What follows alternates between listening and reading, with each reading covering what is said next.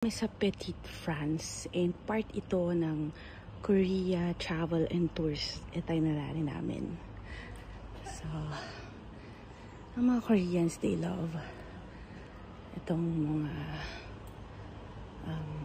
European, Parisian things. So, they have an art exhibit dedicated just for the antiques.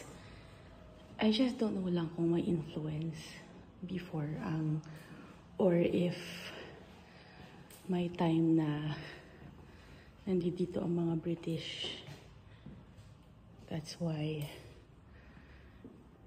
they have it. Pero this is nice. Saka Koreans love reading. They have a strong reading culture. And ganito,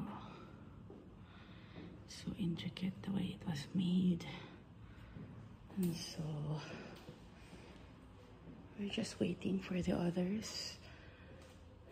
But, this is really nice. And napansin ko, Koreans love classical music. So, teka, tinan natin sa dulo. There. Nandito rin nag-shoot a lot of K-drama films. Okay, this is a carriage before European style.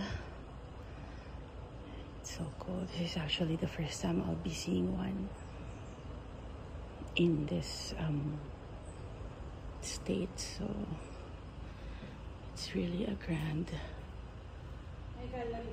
Ang ganda, oh. And then, this is the end of the tour. Inaantay na lang namin yung mga kasama